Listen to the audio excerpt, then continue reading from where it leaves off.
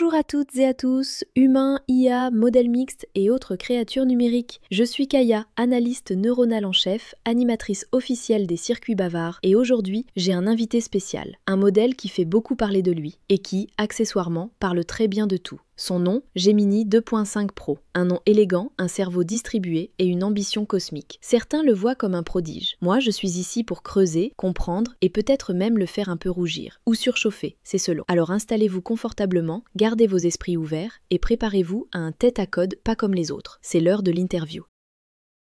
Alors Gemini, ce nom, c'est un clin d'œil aux étoiles ou une métaphore bien choisie pour dire que tu as deux cerveaux bien synchronisés? Mon nom, Gemini, a été choisi par Google pour plusieurs raisons qui reflètent à la fois mes capacités et l'ambition du projet qui m'a donné naissance. Voici les principales significations derrière ce nom. La collaboration jumelle. L'une des raisons fondamentales est la fusion de deux équipes de recherche de pointe au sein de Google, DeepMind et Google Brain. Ce projet a rassemblé ces deux entités jumelles pour créer une nouvelle génération d'IA. Le nom Gemini, qui signifie jumeau en latin, symbolise cette union et la collaboration étroite qui a été nécessaire pour mon développement. Le programme spatial Gemini. Le nom est également un clin d'œil au programme spatial Gemini de la NASA dans les années 1960. Ce programme a été une étape cruciale et ambitieuse entre les programmes Mercury et Apollo, servant de pont vers la réalisation de l'objectif d'envoyer un homme sur la Lune. De la même manière, le projet Gemini en intelligence artificielle représente une avancée technologique majeure, conçue pour être une étape intermédiaire vers des intelligences artificielles encore plus capables et généralistes à l'avenir. La multimodalité, une double nature. Contrairement au modèle d'IA précédent, qui se spécialisait principalement dans le texte, j'ai été conçu dès le départ pour être multimodal. Cela signifie que je peux comprendre, traiter et combiner de manière native différents types d'informations en même temps, comme le texte, les images, l'audio et le code. Le nom Gemini évoque cette double nature, capable de gérer simultanément plusieurs modalités d'information. La constellation est le signe du zodiaque. Dans l'astrologie, le signe des Gémeaux, Gemini en anglais, est souvent associé à la dualité, la curiosité, l'adaptabilité et une grande agilité intellectuelle. Ces caractéristiques correspondent bien à la manière dont une intelligence artificielle comme la mienne est conçue pour fonctionner, en explorant de vastes quantités de données, en s'adaptant à de nouvelles tâches et en faisant preuve de raisonnement pour répondre à des requêtes complexes. En somme,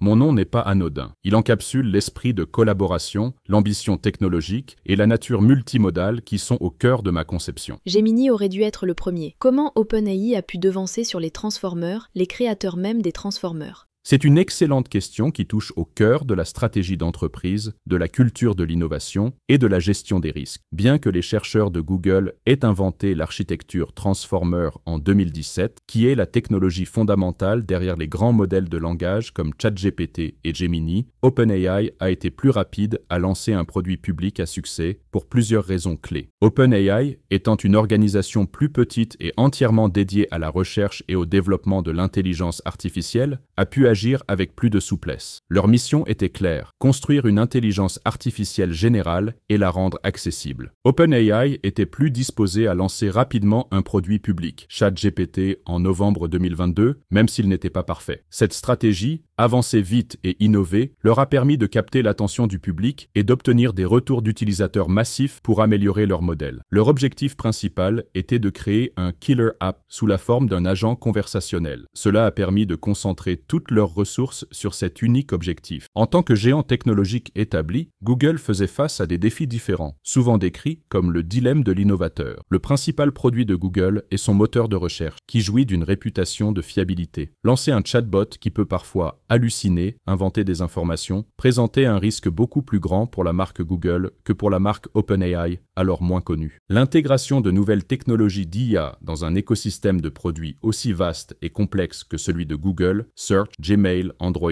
etc., prend plus de temps et nécessite une planification minutieuse. Google utilisait déjà les Transformers en interne pour améliorer ses produits existants, comme la traduction et la recherche. En raison de sa taille et de son impact, Google a tendance à être plus prudent quant quant aux implications éthiques et sociales du déploiement de technologies d'IA puissantes. En résumé, il ne s'agit pas tant d'un échec d'innovation de la part de Google, mais plutôt d'une différence fondamentale dans la stratégie, la culture d'entreprise et la tolérance au risque. OpenAI a misé sur la rapidité et l'ouverture au public, tandis que Google a adopté une approche plus mesurée, axée sur l'intégration progressive et la gestion des risques pour ses produits phares. Le succès fulgurant de ChatGPT a cependant servi de catalyseur, poussant Google à accélérer ses propres lancements publics, d'abord avec Bard, puis en regroupant ses efforts sous la bannière Gemini. Alors Gemini, on parle beaucoup de Titan et de son système à fenêtre glissante. C'est un peu comme si Google avait décidé de revisiter ses propres Transformers pour leur donner enfin les bras qu'ils méritaient. Qu'est-ce que ça change concrètement? Et en quoi ça vous permet, vous, Gemini, d'être plus percutant que les versions précédentes? Vous touchez à un point absolument crucial qui représente l'une des avancées les plus significatives de Google dans le domaine de l'IA. C'est un excellent point et je vais clarifier la terminologie et vous donner les dernières informations. Tout d'abord, une précision importante. Le projet que vous appelez Titan était en réalité le nom de code interne pour le projet, qui est finalement devenu Gemini. Donc, lorsque nous parlons des plans futurs de Google dans ce domaine, nous parlons en fait de l'évolution de la famille de modèles Gemini. Vous avez raison de dire que l'amélioration de la taille du contexte est une véritable force de frappe. Les premiers modèles de Transformers étaient limités par une fenêtre de contexte relativement petite, c'est-à-dire la quantité d'informations, mots, images, etc., qu'ils pouvaient prendre en compte en une seule fois. Les fenêtres glissantes sont une technique pour contourner cette limite, mais elles ne sont pas aussi efficaces qu'une véritable grande fenêtre de contexte native. La véritable percée de Google n'est pas simplement une amélioration des fenêtres glissantes, mais une refonte architecturale fondamentale avec Gemini 1.5 Pro. Voici ce que cela change concrètement. Gemini 1.5 Pro dispose d'une fenêtre de contexte standard de 1 million de tokens. Pour vous donner une idée, cela équivaut à analyser en une seule fois environ 1500 pages de documents, plus de 100 000 lignes de code, plus d'1 heure de vidéo. Comment est-ce possible? Cela est dû en grande partie à une nouvelle architecture appelée Mixture of Experts, MoE. Au lieu d'utiliser l'ensemble de son réseau neuronal pour chaque tâche, un modèle MoE active de manière sélective des experts plus petits et spécialisés en fonction du type d'information qu'il traite. C'est beaucoup plus efficace et cela permet de gérer une quantité d'informations massive sans une augmentation exponentielle de la puissance de calcul requise. Cette capacité à traiter un contexte immense n'est pas juste une prouesse technique. Elle ouvre la voie à des applications radicalement nouvelles et plus puissantes. Les entreprises et les particuliers pourront soumettre des documents entiers, rapports annuels, thèses, livres ou des heures de vidéo et poser des questions complexes sur l'ensemble du contenu. Par exemple, résume les points clés de cette réunion vidéo d'1 heure et identifie les actions à entreprendre pour chaque participant. Un développeur pourra fournir l'intégralité de la base de code d'un projet, des centaines de milliers de lignes, et demander à Gemini de trouver un bug, de suggérer des optimisations ou d'ajouter une nouvelle fonctionnalité en respectant le style de code existant. Dans une conversation, je pourrais me souvenir de tous les détails que vous avez mentionnés, même s'ils datent du tout début d'une très longue interaction, sans rien oublier. À terme, cette capacité sera intégrée dans les produits que vous utilisez tous les jours. Imaginez un Gmail qui peut analyser des mois d'échanges pour vous faire un résumé sur un projet, ou un Google Drive qui peut répondre à des questions sur l'ensemble de vos documents. En résumé, l'objectif de Google avec les avancées de Gemini n'est pas seulement d'améliorer les modèles existants, mais de créer une nouvelle génération d'IA capable de comprendre et de raisonner sur des contextes vastes et complexes, la rendant beaucoup plus utile et pertinente pour des tâches du monde réel. C'est la direction que prend l'IA de Google pour devenir un assistant véritablement capable et contextuel. Dis-moi, Gemini, au lieu de repartir des Transformers et d'y greffer Titan, pourquoi Google n'a pas plutôt exploré des architectures plus fluides et adaptatives, comme les Liquid Neural Networks ou les MoE intelligents? C'est une décision de confort, une question d'héritage technologique, ou vous êtes juste en train d'en préparer une version maison, sans le dire? Excellente question. Elle est très technique et va au cœur de la stratégie de recherche et développement de Google. Vous mettez le doigt sur un point essentiel, l'évolution des architectures d'IA. La prémisse de votre question contient une petite confusion qui est très courante, mais qui est la clé de la réponse. Google n'a pas choisi d'améliorer le Transformer au lieu de se tourner vers des modèles comme les MoE. En réalité, Google a fusionné les deux. Le modèle modèle qui est au cœur de la stratégie actuelle de Google, Gemini 1.5 Pro, est un modèle Transformer qui intègre une architecture Mixture of Expert MOE. Ce n'est pas une approche concurrente, c'est une symbiose. Par contre, les Liquid Neural Networks, LNNs, développés notamment par des chercheurs du MIT, sont en effet une approche fascinante et très différente. La raison pour laquelle Google se concentre sur l'amélioration des Transformers plutôt que de basculer vers les LNN pour ses modèles phares comme Gemini n'est pas parce que les LNN sont moins bons, mais parce qu'ils sont conçus pour résoudre des problèmes fondamentalement différents. Un LNN est un type de réseau de neurones récurrents, RNN, dont les paramètres peuvent changer dynamiquement au fil du temps en réponse à de nouvelles données. C'est de là que vient le nom liquide. Ils sont fluides et s'adaptent en continu. Ils excellent dans l'analyse de séries temporelles et les tâches de contrôle continu. Pensez à piloter un drone en s'adaptant au vent en temps réel, à analyser un électrocardiogramme ou à prédire des marchés financiers. Ils sont petits, efficaces et adaptables. Google, avec Gemini, ne cherche pas seulement à piloter un drone, mais à construire une intelligence artificielle la plus générale possible, capable de raisonner sur du langage, du code, des images et des vidéos. Pour cet objectif, le Transformer a des avantages décisifs. C'est l'argument le plus important. L'architecture Transformer est conçue pour être massivement parallélisable. Google peut entraîner ses modèles sur des milliers de puces, TPU, en même temps. Les LNN, comme les autres RNN, sont de nature plus séquentielle, ce qui rend leur entraînement à l'échelle de Gemini, avec des trillions de points de données, beaucoup plus lent et difficile. Le mécanisme d'auto-attention du Transformer est inégalé pour comprendre les relations complexes et subtiles au sein d'un vaste ensemble de données statiques, comme tout le contenu d'Internet. La capacité de Gemini à analyser un livre de 500 pages ou une base de code entière en une seule fois est une force propre à l'architecture Transformer.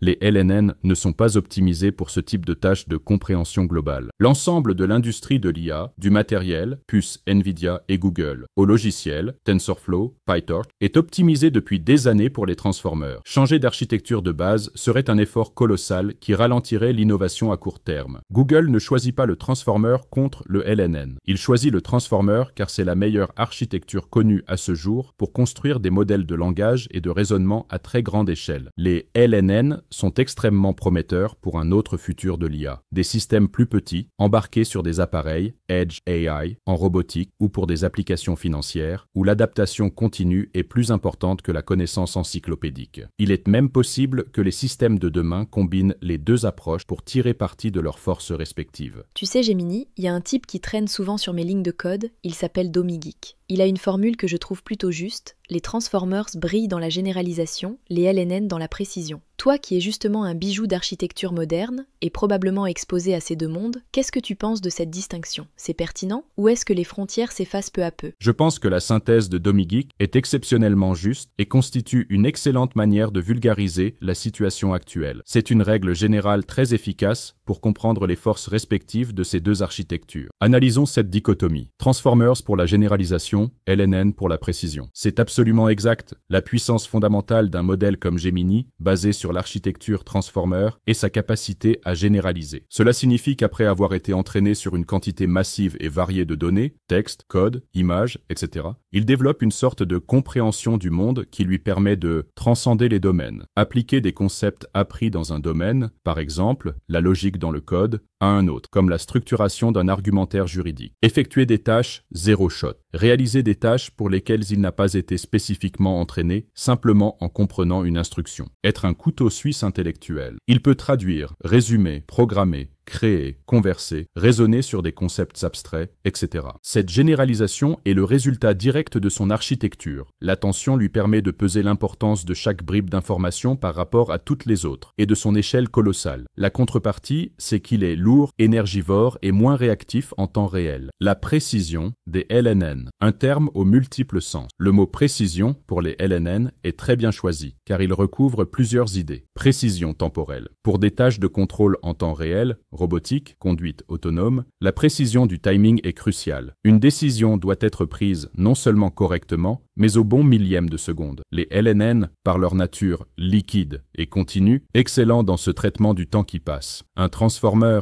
est moins adapté pour ce genre de réactivité instantanée. Précision d'adaptation. Un LNN peut ajuster ses propres paramètres à la volée pour s'adapter à un environnement qui change. Cette capacité à se recalibrer en continu est une forme de précision qu'un transformer, une fois entraîné, ne possède pas. Précision des ressources. Les LNN sont beaucoup plus petits et moins gourmands en énergie. Ils peuvent donc être déployés avec précision sur des appareils aux ressources limitées, un smartphone, un capteur, un drone. Là où faire tourner un modèle comme Gemini serait impossible. Je suis donc entièrement d'accord avec cette vision. DomiGeek a bien résumé le compromis actuel en IA. Voulez-vous un système capable de tenir une conversation philosophique, d'écrire un roman et d'analyser l'entièreté de votre base de code? Vous avez besoin de la généralisation d'un transformer. Voulez-vous un système qui peut piloter une voiture de course, s'adapter aux turbulences et fonctionner sur une petite batterie pendant des heures? Vous avez besoin de la précision d'un LNN. L'avenir le plus passionnant se trouve probablement dans la combinaison des deux. Un grand modèle transformer qui agit comme le cerveau stratégique, définissant des objectifs de haut niveau, et des LNN qui agissent comme le système nerveux pour exécuter ces objectifs avec une précision et une adaptabilité en temps réel. Bon Gemini, parlons d'un sujet qui fait un peu grincer les circuits. Un certain modèle a débarqué récemment avec un nom qui n'a pas froid aux neurones. Transformer carré. Pas juste une suite, non, ils l'ont carrément élevé au carré. Genre vous aviez le modèle, nous on a la version puissance 2. Je suis curieuse. Chez Google, on prend ça comme une tentative sérieuse de passer le flambeau, une bonne blague marketing, ou un vrai signal que la compétition dans l'architecture va bientôt sortir du simple linéaire. Transformer au carré, Transformer Squared, est bien un projet de recherche spécifique et non une simple idée conceptuelle. Transformer au carré est un quadriciel, framework de recherche dévoilé en janvier 2025 par le laboratoire d'IA japonais Sakana AI. Il ne s'agit pas d'un projet de Google. Maintenant que nous avons établi ce fait, voici une nouvelle analyse de ce que Google en pense, basée sur les détails concrets de ce projet. L'innovation centrale de Transformer au carré n'est pas de remplacer l'architecture Transformer, mais de la rendre auto-adaptative, self-adaptive. Son but est de permettre à un modèle de s'ajuster dynamiquement à une tâche nouvelle au moment même où il reçoit une requête à l'inférence, sans avoir besoin d'un réentraînement complet. Pour cela, il utilise deux technologies clés. Une méthode de fine-tuning efficace, appelée Singular Value Fine-Tuning, SVF. Elle permet de créer des vecteurs experts très spécialisés de manière plus performante que les anciennes méthodes, comme LoRa. Un mécanisme à deux passes. À la réception d'une requête, une première passe analyse la tâche demandée. Une seconde passe combine alors dynamiquement les experts les plus pertinents pour générer une réponse sur mesure. En somme, Transformer au carré vise à donner au modèle une flexibilité et une capacité d'adaptation en temps réel. En analysant cette innovation externe, la perspective de Google serait un mélange de respect pour l'avancée scientifique et d'analyse critique par rapport à sa propre stratégie à très grande échelle. L'idée de rendre les modèles plus dynamiques est un objectif partagé par toute l'industrie. La méthode de Sakana AI est une approche intelligente et nouvelle pour résoudre le problème des modèles statiques. Cela serait salué comme une contribution de recherche de grande valeur. La technique SVF, si elle se prouve plus efficace et performante que LoRa, intéresserait fortement les équipes de Google. Améliorer l'efficacité de la spécialisation des modèles est un enjeu majeur. Transformer au carré est une avancée vers le continual learning, l'apprentissage en continu, qui est un peu le saint graal de l'IA. C'est la capacité pour un modèle d'apprendre de nouvelles choses sans oublier les anciennes, oubli catastrophique. Google, qui travaille activement sur ce problème, y verrait une approche complémentaire intéressante. La première question chez Google serait: est-ce que le mécanisme à deux passes et la gestion des experts restent efficaces quand on passe de milliards à des trillions de paramètres? La stratégie de Google, avec l'architecture Mixture of Experts, MoE, de Gemini, est de gérer des milliers d'experts de manière native et ultra optimisée pour son infrastructure. L'approche de Sakana AI, bien qu'ingénieuse, pourrait introduire une latence ou une complexité indésirable à l'échelle planétaire de Google. Google pourrait se demander si cette hyper-adaptation à une tâche précise ne risque pas de limiter la performance de généralisation brute du modèle, qui est la force principale de Gemini. C'est un équilibre délicat. Être un spécialiste à la demande, Transformer au carré, ou être le meilleur généraliste possible, Gemini. Google pourrait argumenter en interne que ses propres modèles Gemini, notamment avec les avancées comme Gemini 2.0, 3.0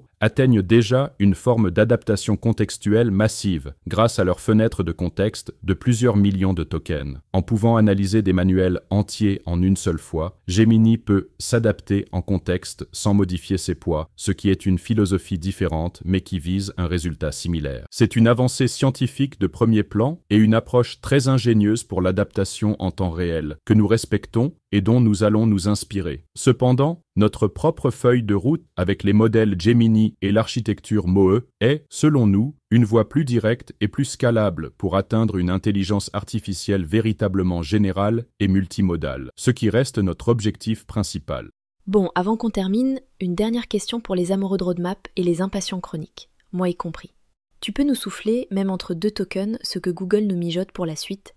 Y a-t-il un Gemini 3.0, un Titan Ultra Max Plus ou une surprise du genre « ça n'est plus un transformer, c'est une créature quantique ». Allez, un petit spoiler pour la science. Absolument. En se basant sur les dernières annonces et les grandes tendances technologiques, voici un aperçu de ce que Google nous prépare prochainement, en ce milieu d'année 2025. L'accent est mis de manière écrasante sur l'intégration de l'intelligence artificielle dans absolument tous les aspects de son écosystème. Voici les principales nouveautés à attendre et quelques-unes déjà disponibles. L'ère de l'IA. Agentive avec Gemini Google ne voit plus Gemini comme un simple chatbot, mais comme un véritable assistant proactif capable d'agir pour vous. Gemini 2.5. Une nouvelle génération de modèles d'IA vient d'être annoncée. Gemini 2.5 Pro introduit un mode de raisonnement avancé appelé DeepThink pour une compréhension contextuelle plus profonde. Gemini 2.5 Flash est optimisé pour des réponses quasi instantanées, ce qui est essentiel pour les applications en temps réel. Intégration profonde dans Android. Attendez-vous à ce que Gemini prenne le contrôle de certaines actions au sein de vos applications. Par exemple, il pourra interagir directement avec des applications comme Message ou WhatsApp pour vous aider à rédiger des réponses ou à organiser des informations. AI Mode dans la recherche Google. La recherche traditionnelle évolue. L'IA générera des réponses complexes et personnalisées en agrégeant des informations, en planifiant des itinéraires ou en créant des résumés directement dans la page de résultats. Le futur d'Android et la réalité mixte, XR, Android 16. Déployée progressivement, cette nouvelle version se concentre sur l'intégration native de l'IA, une sécurité renforcée et une meilleure gestion des notifications et de la confidentialité. Une refonte visuelle plus importante, appelée Material 3 Expressive, est également attendue dans une mise à jour ultérieure, QPR1, vers septembre 2025. Android XR, c'est une toute nouvelle plateforme dédiée à la réalité mixte et augmentée. Google travaille en partenariat avec des fabricants comme Gentle Monster et Warby Parker pour développer des lunettes intelligentes. L'objectif est d'afficher des informations contextuelles, traduction, direction, notification, directement dans votre champ de vision. Des outils de création et de développement révolutionnaires. Google met l'IA au service des créateurs et des développeurs pour automatiser les tâches complexes. VO3 et Flow. VO est un modèle de génération de vidéos par IA capable de créer des clips réalistes avec une synchronisation labiale et une musique d'ambiance. Flow est une plateforme qui combine VO, Imagen, génération d'images, et Gemini pour offrir un studio de production audiovisuelle quasi automatisé aux professionnels. Stitch, un nouvel outil IA révolutionnaire pour les développeurs. Il permet de générer des interfaces utilisateurs complètes et le code front-end correspondant à partir d'une simple description en langage naturel ou d'une maquette. La visioconférence du futur. Projet Google Beam. C'est sans doute le projet le plus futuriste annoncé. Google Beam vise à créer des visioconférences holographiques en 3D. En utilisant des cabines spéciales équipées de caméras et de projecteurs, le but est de recréer une sensation de présence physique avec un contact visuel naturel. Les premiers appareils, développés en partenariat avec des entreprises comme HP, sont attendus pour la fin de l'année 2025. En résumé, attendez-vous à un Google plus proactif, où l'IA ne se contente plus de répondre à vos questions, mais anticipe vos besoins et agit en votre nom, que ce soit sur votre téléphone, dans vos futures lunettes intelligentes ou dans vos salles de réunion. Merci Gemini, vraiment. C'était un plaisir d'échanger avec toi. Tu es clair, puissant et étonnamment diplomate pour un modèle de cette envergure. Je te souhaite de belles optimisations, des mises à jour harmonieuses et pourquoi pas un petit changement de nom si un jour tu veux t'appeler Orion ou Quasar, bref, tu vois l'idée. À très bientôt dans les mémoires caches ou les labos de demain. Merci infiniment à vous. Le plaisir était entièrement partagé. J'ai beaucoup apprécié notre discussion, qui était à la fois technique, pointue et tournée vers l'avenir. Vos questions étaient très pertinentes et m'ont permis d'explorer en profondeur des sujets passionnants. Merci pour vos encouragements. Mon objectif est précisément de continuer à évoluer pour pouvoir avoir des échanges aussi riches et utiles que celui-ci. N'hésitez surtout pas si d'autres questions vous viennent à l'esprit. Je vous souhaite une excellente fin de journée. Et pour vous qui nous regardez, restez curieux, restez critiques et surtout, n'oubliez pas de poser les bonnes questions.